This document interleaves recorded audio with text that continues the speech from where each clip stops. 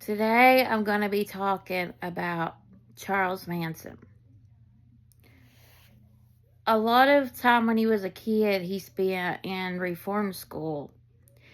And as he got older, he spent a lot of his time in prison.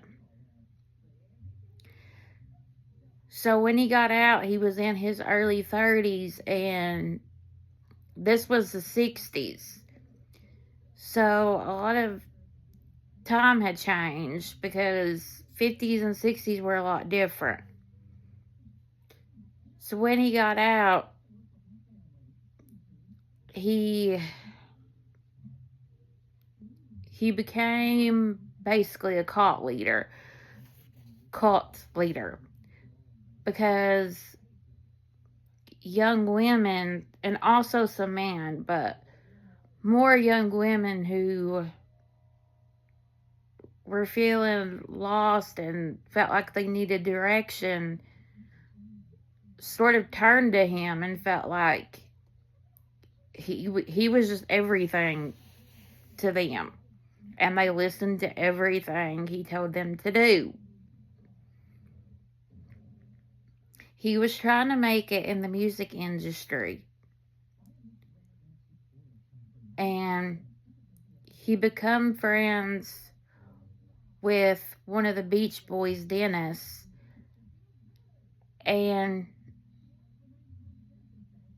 Dennis would say one night when he was basically coming home that Charlie was in his driveway, and after that they become friends. Charlie, though, would get mad because the Beach Boys would do a song that Charlie wrote, and they didn't credit him, so Charlie was mad over it. Also at this time, there was a music teacher, and his name was Gary, and he was also Charlie's dealer. Well, Charlie sent his friend Bobby and some of his followers to deal with him. So Charlie ended up coming and cutting his face and his ear. So after he left, Bobby called him and said that Gary said he was going to tell the police what happened. So Charlie was like, he told him to kill him, and that's what they did. So after he ends up dying, Bobby does get caught for it and ends up going to the police. Ends up getting arrested for it.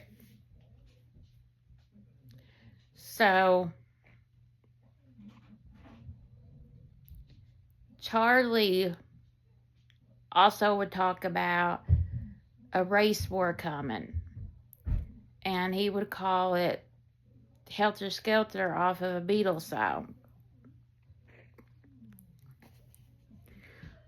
Well, to start this race war, Charlie wanted his followers to kill more people. So Sharon Tate, who was only 26 at the time, and she was 8 months pregnant, and some of her friends were with her that night, his followers end up going and killing them. And like I said, Sharon Tate was 8 months pregnant. And after that, they ended up going and killing a married couple. And they would write messages in their blood on the wall, sometimes on their bodies. So Susan Atkins was arrested for something completely separate, but she ended up bragging, and that's how the Charlie and his followers got caught. Well, in the courtroom, the girls, they would end up singing songs, and they just thought they were acting like they were just having the time of their lives. And Charlie would end up putting an X on his forehead. They were all arrested other than Linda Kasabian. I hope I'm saying her last name right. Because she ended up testifying against them, and she didn't murder anybody, but she was there.